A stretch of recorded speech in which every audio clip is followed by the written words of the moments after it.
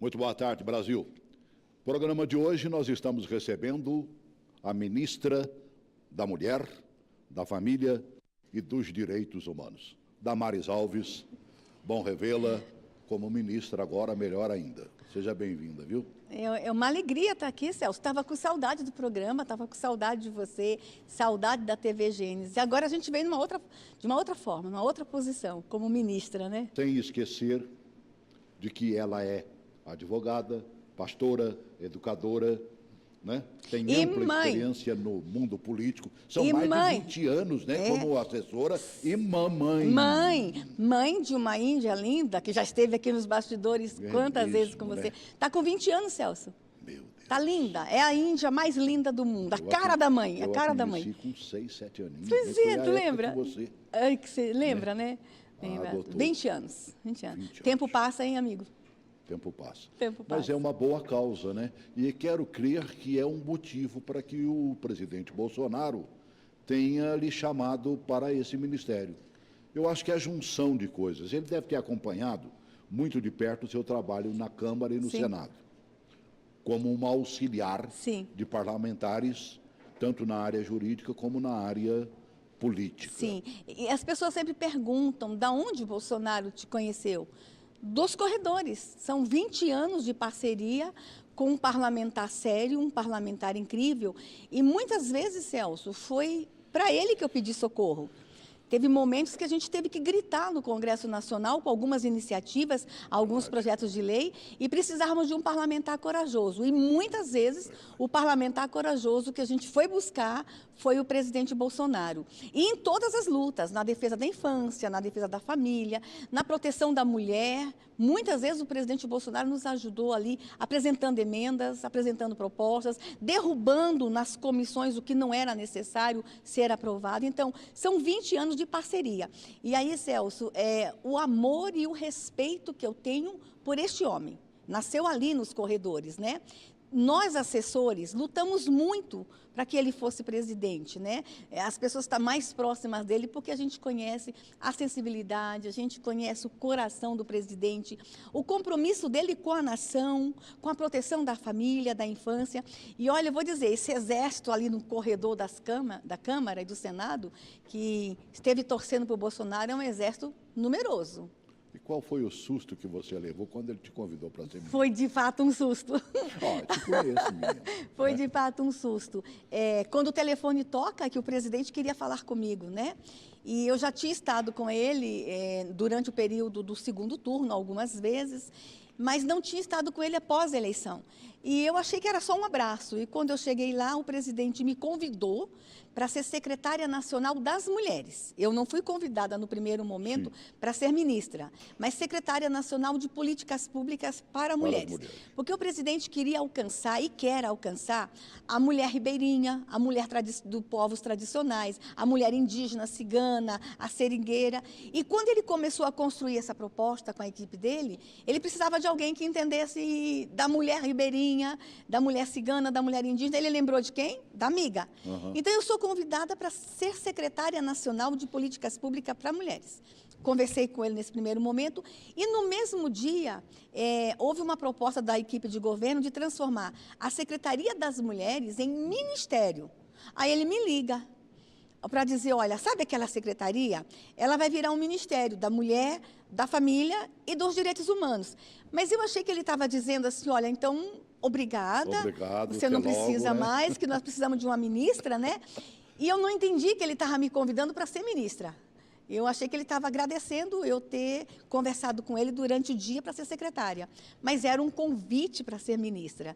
E aí eu assustei, eu pedi 7 dias para pensar, fui conversar com os nossos movimentos de base, fui conversar com as nossas lideranças, né, sobre a proposta. E no final do 7º dia eu disse sim ao presidente e foi assim, um sim muito bem pensado. Mas já parou a tremedeira, não? Um pouquinho, já passou o susto, né? Agora, quando nós tivemos a transição, né, Celso? E aqui eu queria falar para você sobre essa questão da transição. Foi uma transição de verdade. profissional, liderada pelo ministro Onyx, liderada por uma equipe de transição, O onde governo Temer também agiu sim, muito bem para onde todos esses atores ali no período de transição nos ajudaram muito. Então, quando a gente chega no Ministério, a gente já chega com uma equipe muito boa, a gente já chega com as propostas construídas. Então, o medo foi ali nos primeiros dias, não foi medo, eu acho que era mais surpresa e alegria de poder agora fazer o que eu disse a vida toda, o que a gente pregou a vida toda, né? Então, foi, de fato, uma grande surpresa. Agora, eu não queria entrar muito no mérito das questões que estão pegando aí, que estão pegando bastante no teu pé, né? Pegando, inclusive, vídeos antigos de pregações suas, né? Damares o tempo todo viajou para N estados brasileiros, para as nossas igrejas, principalmente, e para grandes encontros cristãos, levando as ideias que ela, por certo, vai ter que defender dentro do próprio ministério que ela ocupa agora. E estão batendo feio em você. Então, Celso, e às vezes de forma cruel e injusta. De forma cruel e injusta e de uma forma irresponsável. Porque enquanto estão batendo na mulher, nas ideias, tudo bem. As minhas ideias estão aí expressas, a minha posição sempre foi muito clara, e o presidente conhece a minha posição, e talvez por isso que ele me convidou, mas no momento em que eles começaram a bater, após a posse, na mulher, passou-se a ideia para o Brasil que tem uma louca lá no Ministério. E isso te chamando de doida e isso mesmo, aí né? é muito ruim. Por quê, Celso? É irresponsável isso, porque naquela pasta eu lido com vidas. Naquela pasta eu lido com crianças e com mulheres machucadas, com idosos e pessoas com deficiência. E na nossa pasta está o Disque 100, Celso. E está o Ligue 180. Então, como é que a pessoa lá na ponta está vendo essa ministra? Será que a pessoa que quer fazer uma denúncia vai ligar agora porque tem uma ministra maluca lá? Ou eles vão deixar de ligar e vai colocar-se em risco vidas, crianças? Nessa pasta, Celso, nós temos a proteção à testemunha. Nós temos muitas testemunhas protegidas. Como é que esse protegido lá na ponta está vendo essa ministra? Será que ele não está preocupado que essa ministra vai cometer algum grande equívoco e colocá-los em risco? Então, a forma irresponsável como estão batendo na mulher já está alcançando o Ministério. E isso me preocupa. Isso me preocupa muito, que vidas possam ser colocadas em risco pela forma irresponsável como estão falando da ministra. Vamos começar do começo? Bora! A pergunta é que, evidentemente, não te deram a oportunidade, eu não vi. Eu já te vi em várias entrevistas por aí, certo? Mas não deram a santa oportunidade de você responder o que você vai fazer no Ministério. Primeiro, você está preparada para ser ministra? Estou preparada para ser ministra. Quem está ministra, Celso, não é a pastora. Quem está ministra é a advogada com especialização na área de família. Quem está ministra é uma educadora com muito tempo na área da educação. Quem está ministra é uma ativista de direitos humanos. Quem está ministra é uma técnica. A minha fé está aqui dentro, eu não posso tirar a minha fé de mim. Mas quem está conduzindo uma pasta é uma gestora, é uma educadora, é uma ativista, é uma advogada. E vou dizer, os anos que eu estive nos bastidores me prepararam sim para ser ministra de Estado. Eu estou pronta para ser ministra de Estado. Eu não tenho dúvida disso, porque ele conheço há muitos anos, né? Esqueceram de pegar uns 20 programas que nós já fizemos aqui. Pois é, vamos começar a pegar os nossos programas. Para eles pegar aqueles pedacinhos que eles gostam lá, para poder bater em você. Mas, olha, eu pedi a colaboração de alguns amigos que estão constantemente conosco aqui no programa, cientistas políticos, jornalistas, né? E existe até espontaneamente de uma senhora cristã, né? E tudo mais. Podemos trazer essas perguntas para ti, Damares? Com certeza. Eu acho que vai ser uma santa oportunidade de você mostrar a ministra Damares. Coloca Lucas de Say, por favor. Boa tarde, Celso. Boa tarde, ministra Damares. Ministra, o governo tem mostrado intensidade neste primeiro mês da gestão. Eu gostaria de saber quais são os objetivos específicos da sua pasta para os 100 primeiros dias de governo. Lucas é cientista político. Lucas, obrigado pela pergunta. Está sendo muito intenso o início do governo Bolsonaro, porque nós temos muita coisa para fazer. Nós pegamos uma nação que estava totalmente desestruturada e destruída. Eu posso falar isso com certeza.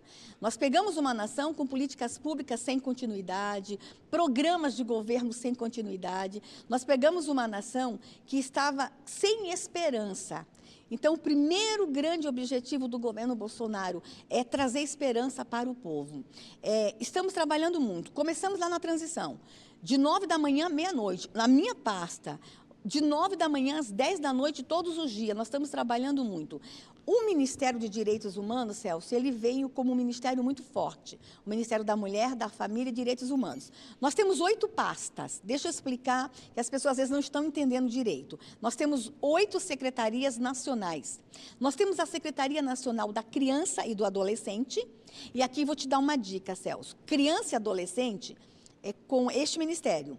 Infância é com o Ministério da Cidadania. O Ministério da Cidadania vai trabalhar com a infância de 0 a 6 anos. O nosso ministério, a partir de 7 anos. Isso, então. O ministro Osmar. Depois da Secretaria da Criança e Adolescente, nós temos a Secretaria da Juventude.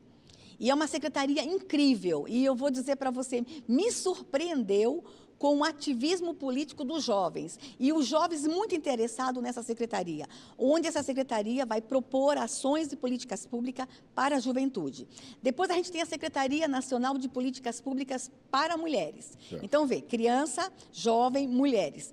E essa é uma secretaria antiga, né, uma secretaria que já está há muito tempo em atividade, com excelentes programas. Nessa secretaria, a gente vai lidar muito com o enfrentamento à violência contra a mulher.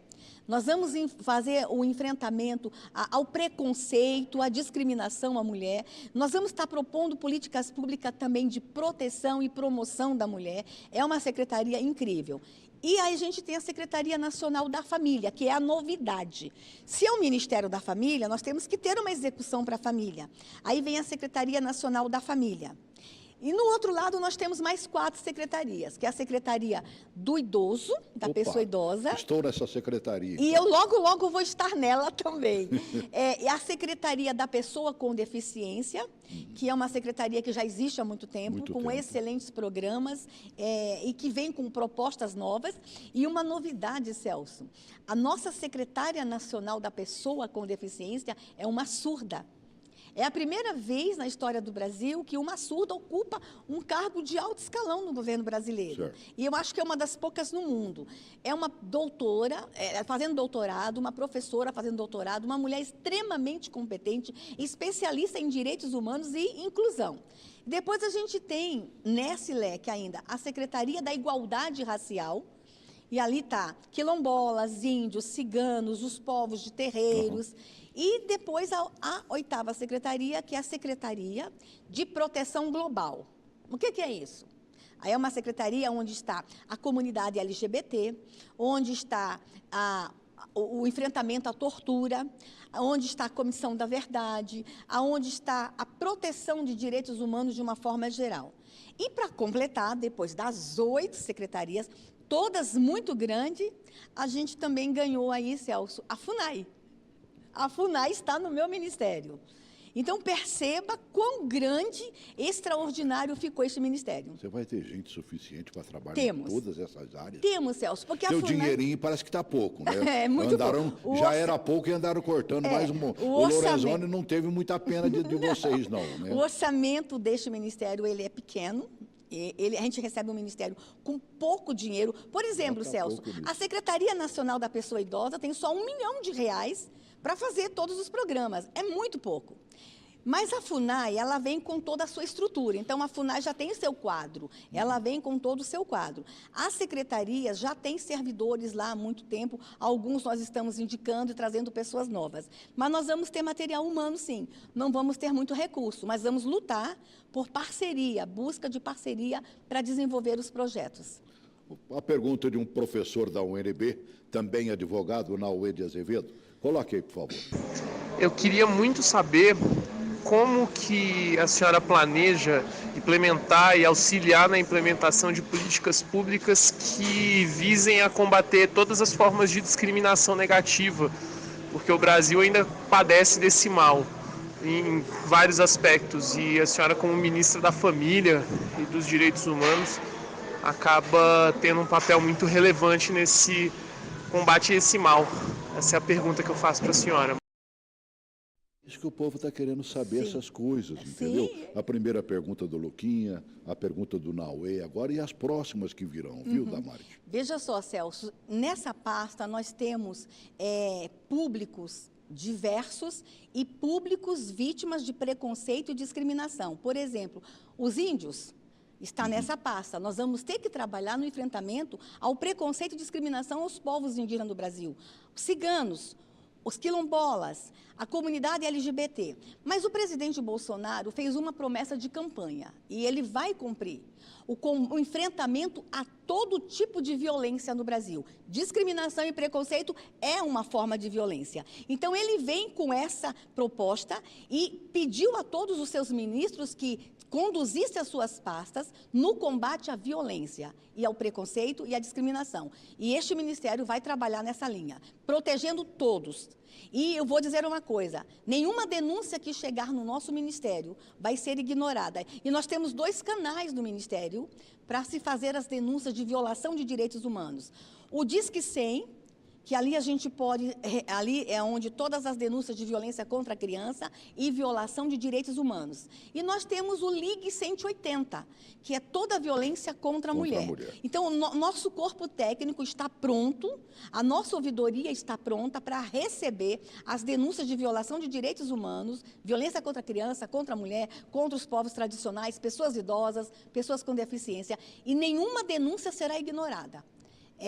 Ordem do presidente Bolsonaro, e essa ministra está muito empenhada. Se precisar, vou de madrugada lá acompanhar o serviço do Disque 100, toda a nossa equipe motivada a receber as denúncias e fazer os devidos encaminhamentos. E as pessoas estão aptas para fazer esse tipo de atendimento? Estão, porque o nosso serviço é receber a denúncia e a gente encaminhar às instituições responsáveis. E cobrar delas, né?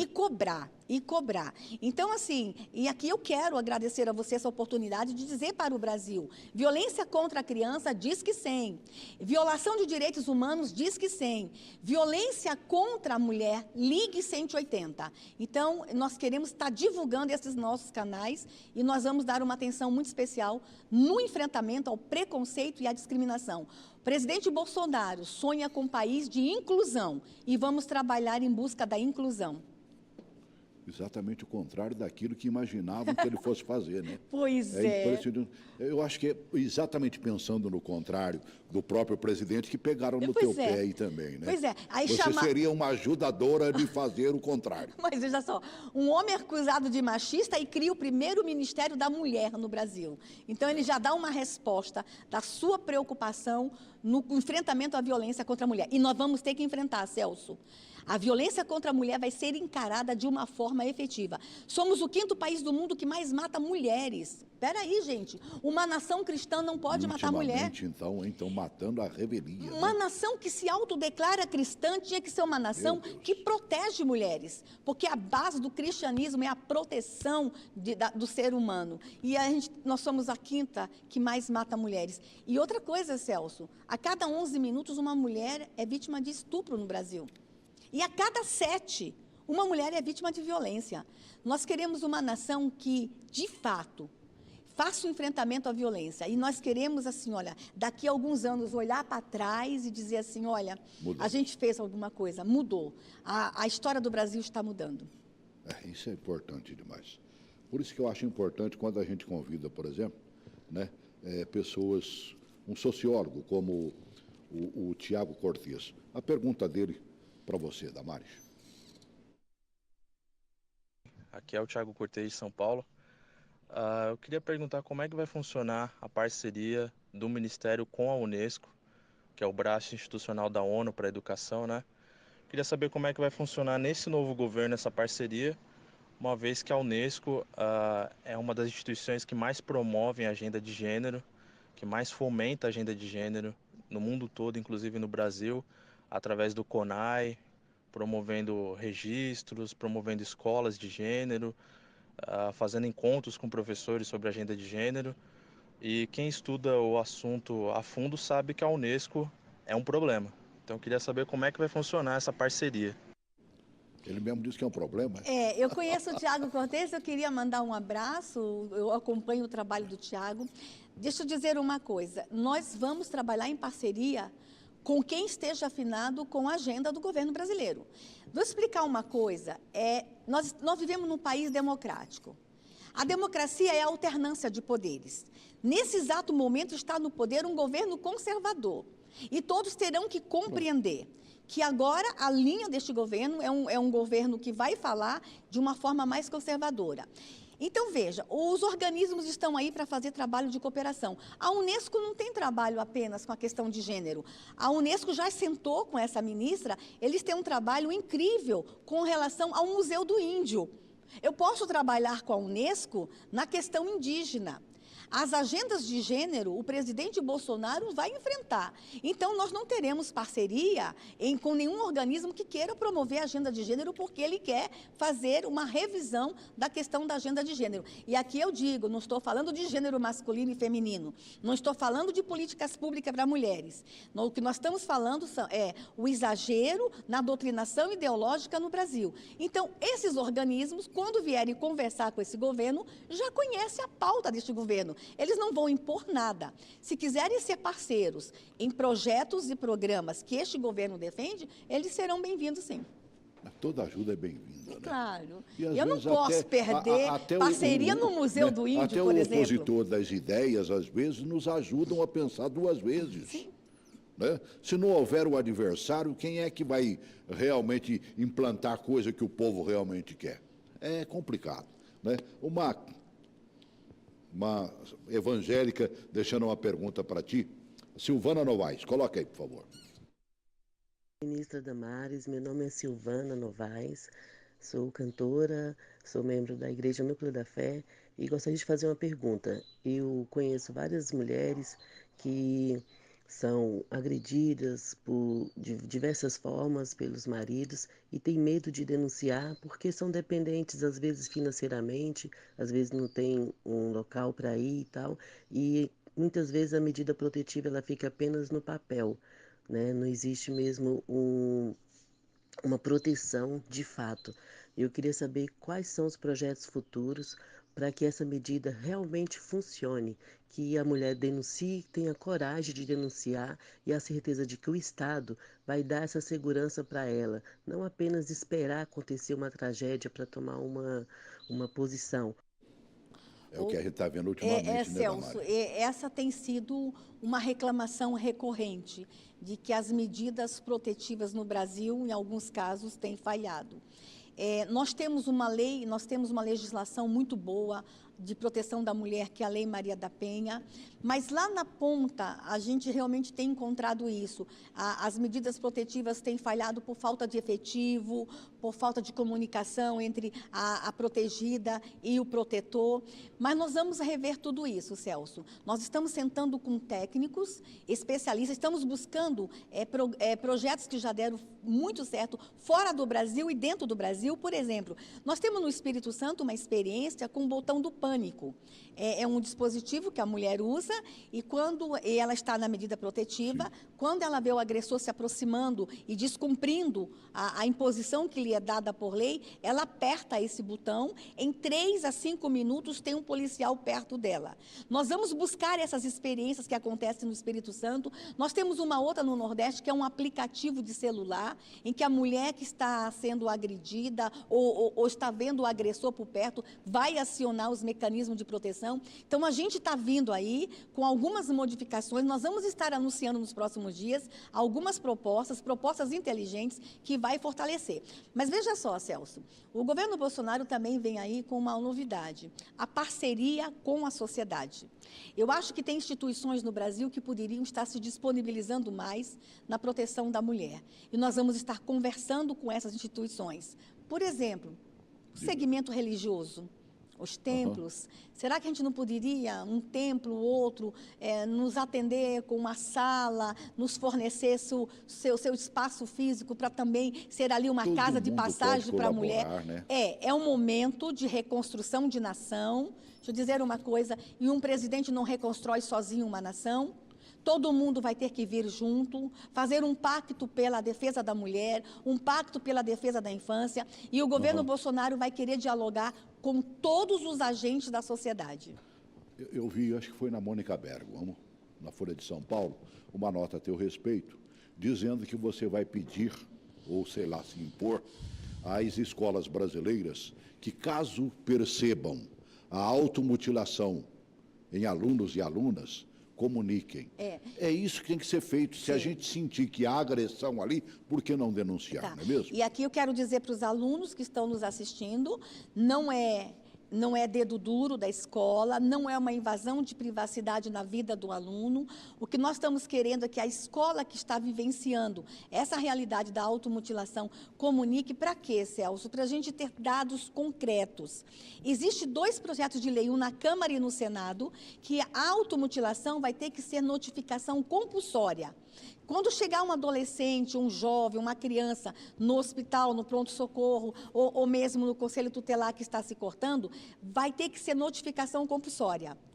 Por quê? Nós precisamos ter números. Nós não podemos instituir políticas públicas, Celso, sem o quantitativo.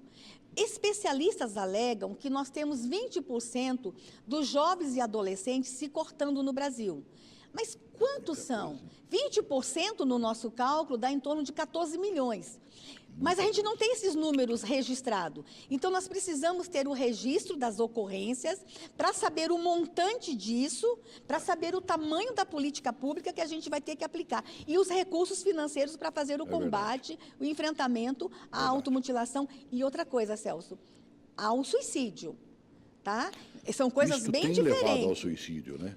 Celso, mas nem todo mundo que está se automutilando quer se suicidar. Verdade. Então, nós precisamos entender que são 2 fenômenos diferentes, e aqui, olha, eu preciso gastar mais um tempinho com isso.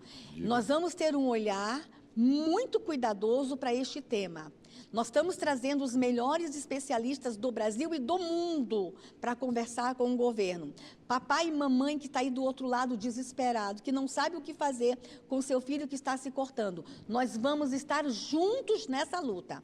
E nós vamos aprender a enfrentar isso juntos. Há esperança para o Brasil, Celso. Há esperança para nossas crianças. Olha, não pode se esquecer também que, às vezes, pertinho da gente, tem gente trabalhando nessa área. Muito. Lembra do João Léo? Sim. O João já está na 2ª cartilha, foi convidado agora recentemente a ir a Portugal, exatamente para levar o seu conhecimento no combate à automutilação. Inclusive, deixa eu dar um recado. Quem já faz alguma coisa nessa área? O Ministério da Saúde tem o CVV, uma parceria com o CVV, mas as pessoas que estão trabalhando nessa área, os profissionais, entrem em contato com o Ministério. Nós temos excelentes iniciativas lá no interior, uma assistente social, uma igreja, um grupo, um clube.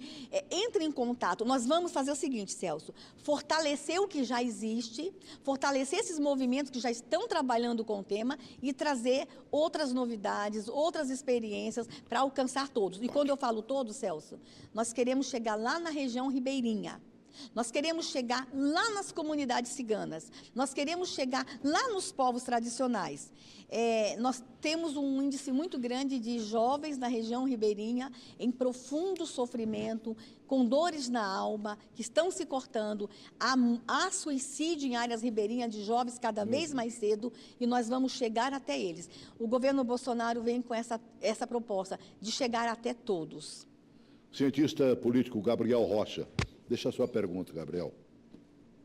Dentro da legislação, tipifica que, dentro da responsabilidade do Ministério, está políticas e diretrizes destinadas à promoção dos direitos humanos. E a legislação tipifica em 9 áreas para os direitos humanos, que seria mulher, família, criança e adolescente, juventude, idoso, pessoa com deficiência, população negra, minorias étnicas e sociais e índio. Qual dessas 9 áreas a senhora vai priorizar no seu ministério e qual você vai deixar mais em segundo plano? Todas.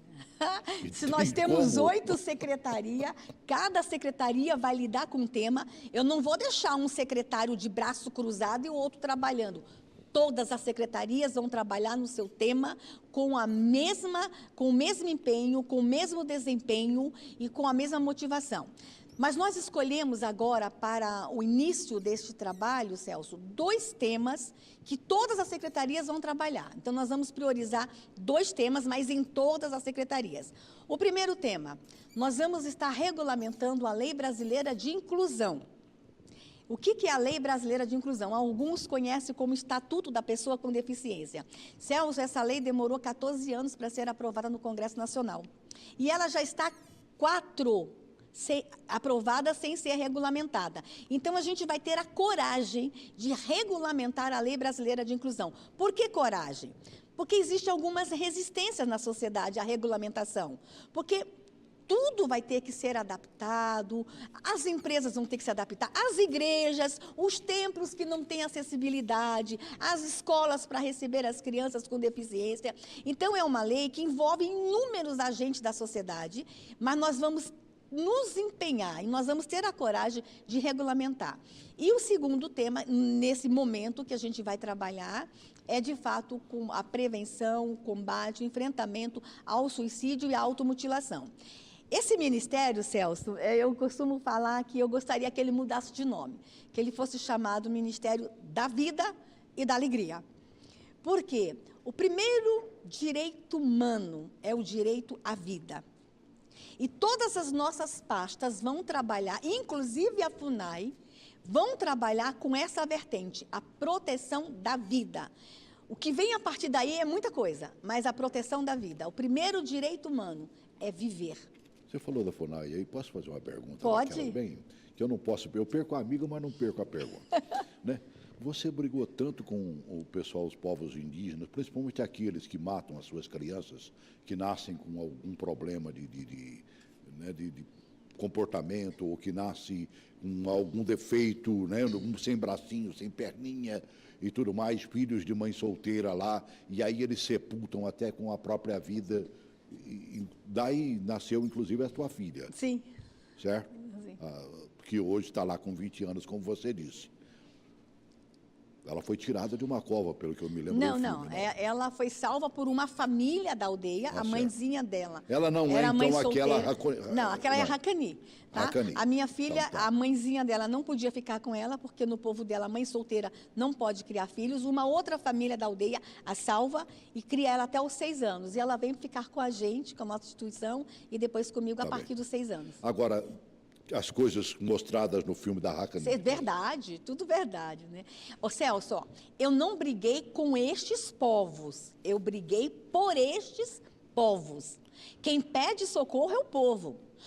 Você acha que o índio quer matar seu filho? Não, o índio não quer matar seu filho. Principalmente a mãe. A mãe índia ama seu bebê, a mãe índia ama seu filho. Então, eu lutei por eles. Nosso trabalho foi dar voz à mãe indígena, que em nome da cultura era obrigada a sacrificar criança. Então, assim, e eu tenho uma relação muito estreita com os povos. São anos trabalhando nos bastidores, na proteção e na defesa dos povos indígenas. Não vai ficar um pouquinho, às vezes, meio que dividido? Por exemplo, o Ministério da Agricultura vai resolver a questão de delimitação. Demarcação de terras indígenas. Você vai cuidar da vida deles lá dentro. Sim. Né? Quem olha para o Mato Grosso, por exemplo, não precisa dizer que os indígenas brasileiros estão bem. Né? Lá falta saúde, falta um monte de coisa lá, e constantemente você está vendo aqueles povos indígenas gritarem por socorro. É aí que você entra? É aí que eu entro, Celso. Veja só, por que a demarcação foi para o INCRA?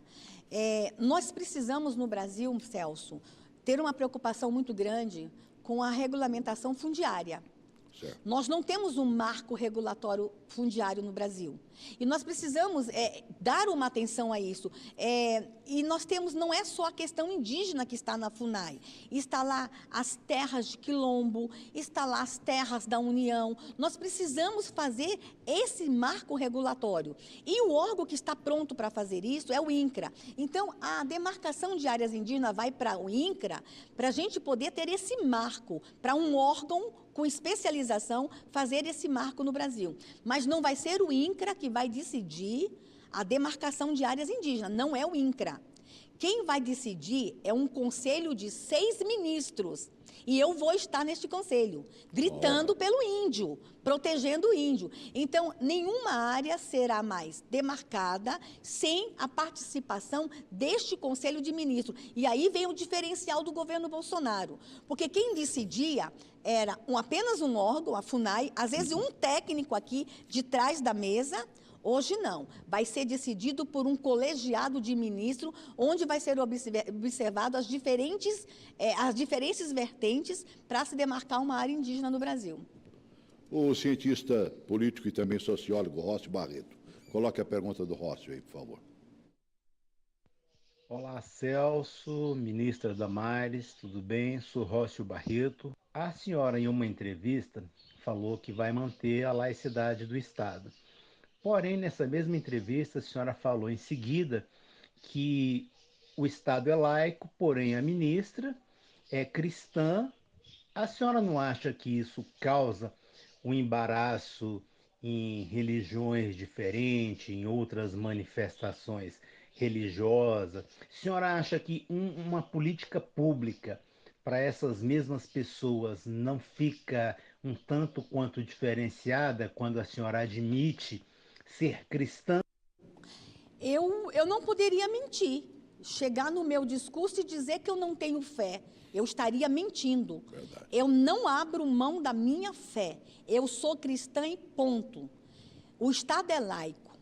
E nós vamos respeitar a laicidade do Estado. Veja só, Celso, nós tivemos uma ministra que ela professava, a fé dela, ela estava ligada às religiões de matrizes africana.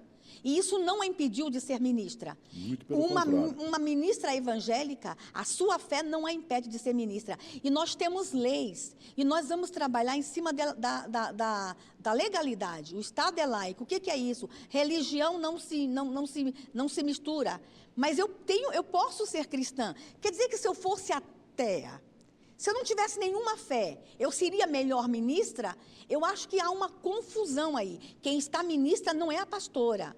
Eu não vou estar impondo a minha fé a ninguém, mas não posso negar a minha fé. Nós vamos atender a todos. A todos nesta nação serão alcançados quando procurarem o Ministério de Direitos Humanos. Lá nós não vamos ter acepção de pessoas por causa da sua fé. Isso chega a ser primário pensar uma coisa dessa. Chega a ser até absurdo pensar uma coisa dessa. A próxima pergunta achei até interessante. Ela pode até não ser tão pertinente à tua pasta, né? Mas há uma preocupação. E acredito que seja uma preocupação, principalmente de quem sofre agressão dentro de casa. Bota o Tiago Visioli aí, que também é cientista político. Ministra Damares, boa tarde. Meu nome é Tiago. Em primeiro lugar, eu quero desejar boa sorte e sucesso na gestão e nos desafios que vem pela frente aí.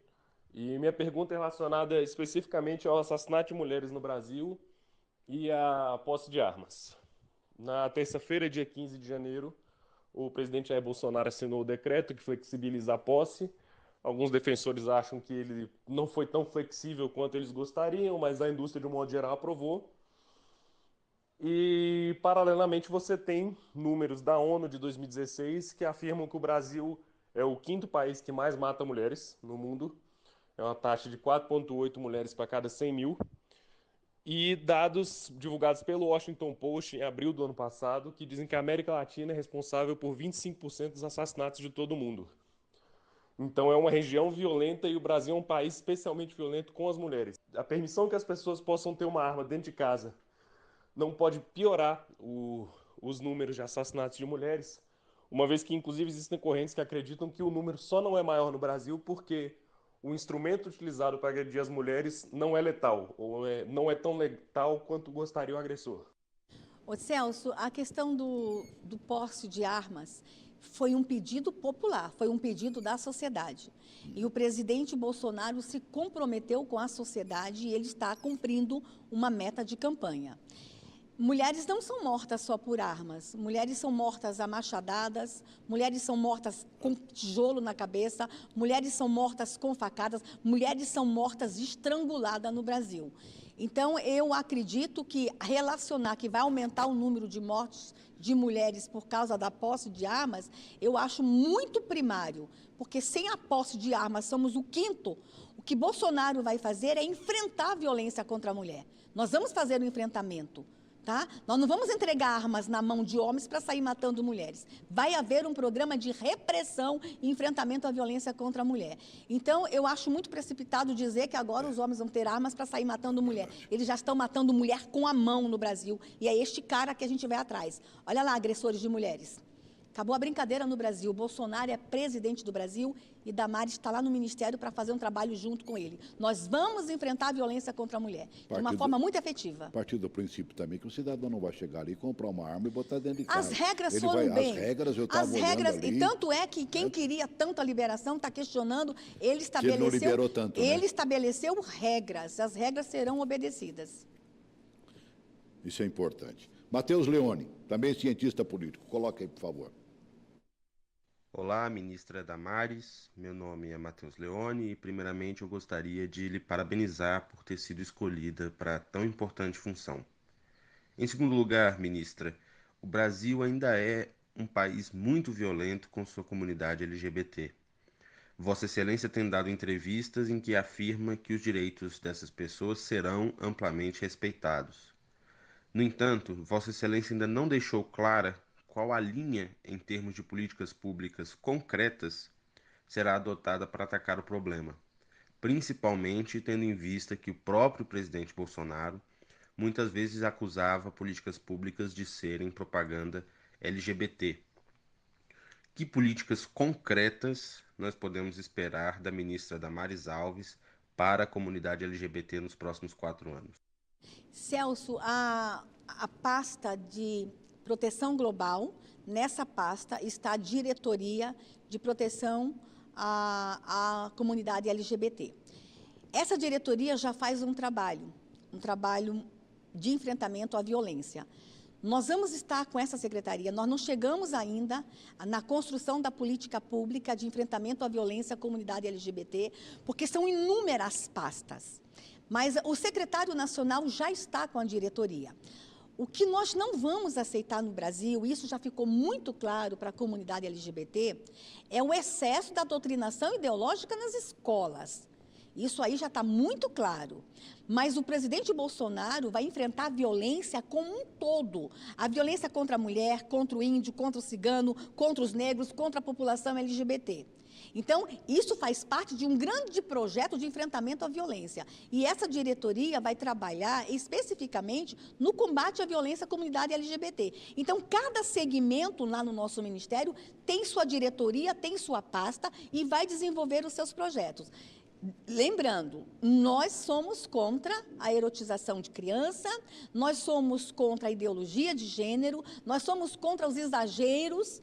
Você sabe que aconteceu exageros, material de defesa, supostamente, dizendo que era para combater o preconceito, eram materiais ruins. Nós já falamos muito aqui no seu programa, cartilhas, por exemplo, entregue a crianças com 4 homens fazendo sexo na capa. Lembra que a gente falou sobre isso? Esses exageros, o governo Bolsonaro está dizendo, não vai ter no meu governo. Mas não queremos nenhum gay, lésbica, travesti, nenhuma travesti apanhando na rua. São cidadãos brasileiros e serão respeitados por este governo como cidadãos brasileiros e nós não vamos medir esforços para proteger todos. Vem todos. O presidente Bolsonaro quer proteger todos. É uma nação da inclusão. Nós não aceitamos violência contra nenhum ser humano no Brasil. Haverá diálogo com eles? Já existe, inclusive, Celso, isso foi tão pouco divulgado, né? Falam tanto da ministra e não contam as coisas que a ministra já fez.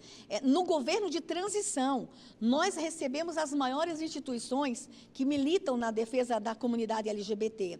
Eu acho que só apenas 2 instituições não foram para esse diálogo. E nessa conversa ficou muito bem claro o combate à violência à comunidade LGBT.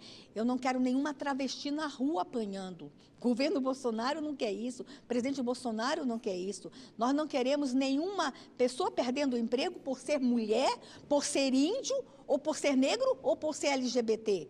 Preconceito não, essa é uma nação de todos. E vou dizer uma coisa, ó, o recado foi muito bem dado na posse.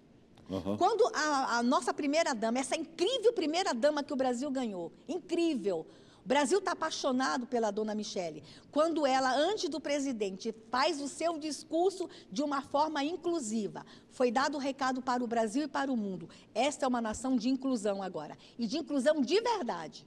Todos virão para o protagonismo agora. Não é apenas um segmento. Não vamos trabalhar apenas com um pequeno segmento. Nós vamos buscar todos. Todos que estão sofrendo preconceito, discriminação ou sendo vítimas de violência.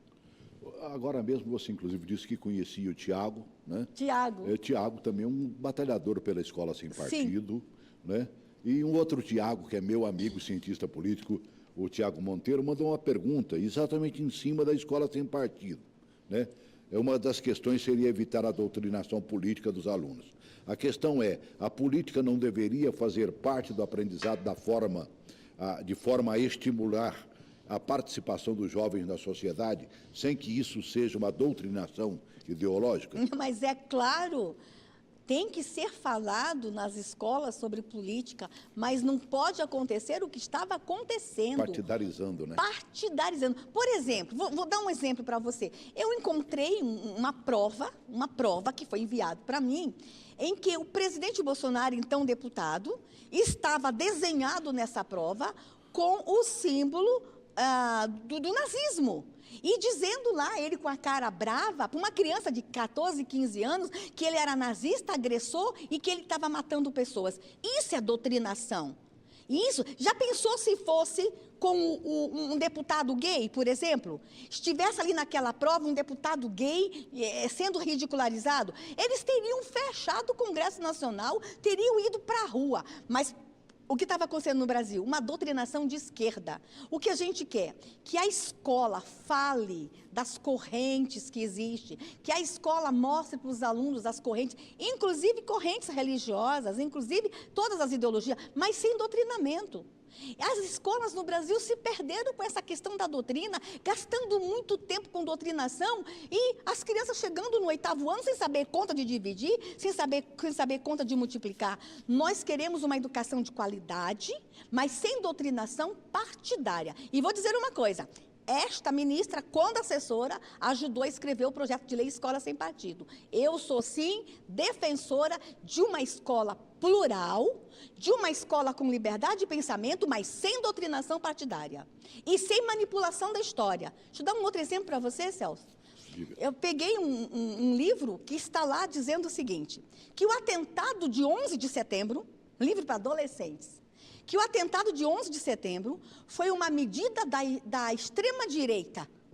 Manipulação da história, manipulação de livros didáticos, é isso que a gente não aceita. Vamos falar a verdade histórica para os alunos. Nós queremos uma escola que fale a verdade, mas que não doutrine alunos, jovens, crianças e adolescentes. Uma pergunta final do Leonardo Volpatti, advogado e cientista político. Coloca aí, por favor.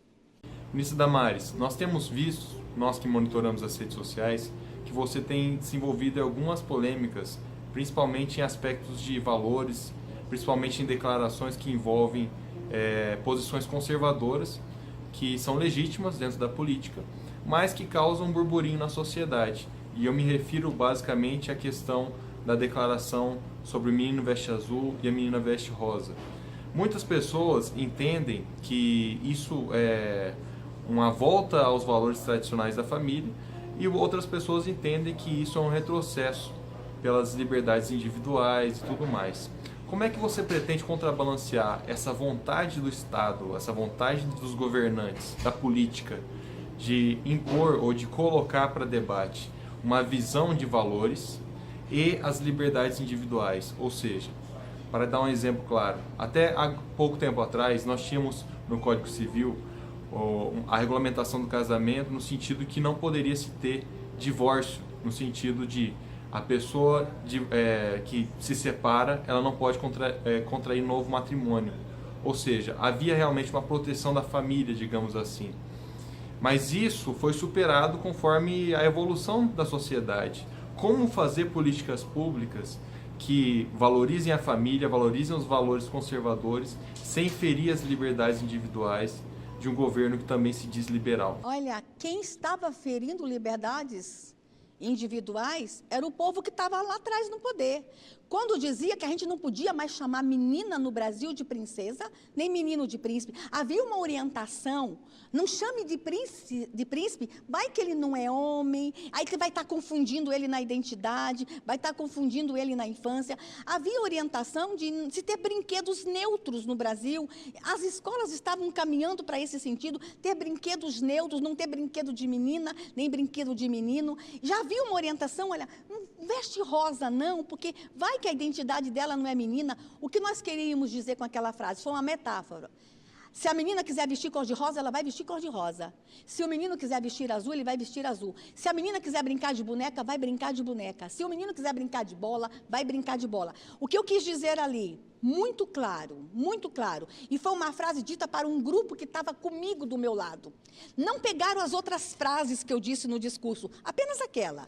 O que eu quis dizer, nós vamos respeitar a criança no Brasil, nós não vamos impor nada para a criança, nós vamos proteger a infância, nós vamos deixar o curso natural das coisas acontecerem. Se a menina quiser brincar de boneca, vai, mas se quiser brincar de bola, vai também. Nós não vamos, de forma alguma, agredir a infância no Brasil. E eu vou dizer uma coisa, Celso, e eu não estou falando isso porque eu sou religiosa, não. É com base científica.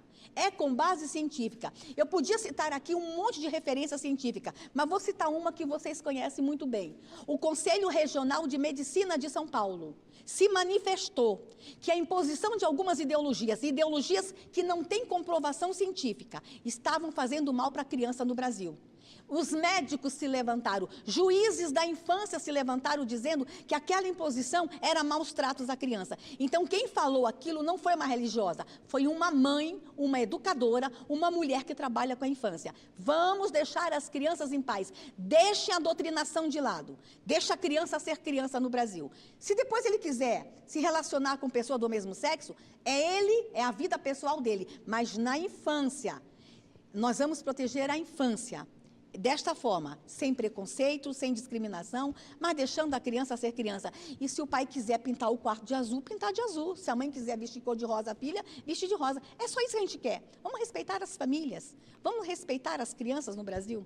Bons tempos aquele que a gente não ficava sabendo o sexo da criança, aí pintava de verde logo. Eu acho que foi um exagero. Se chegasse menininha, tudo bem, se chegasse foi. Como eu gostaria que tivessem dito, Celso, como eu gostaria que tivessem dito, que a televisão e a mídia tivessem dito o que eu falei no meu discurso, que nós somos um dos países que mais mata crianças e adolescentes, e hoje eu estive com a Unicef de manhã, a Unicef trouxe a seguinte notícia para mim, somos o primeiro no mundo que mata adolescentes.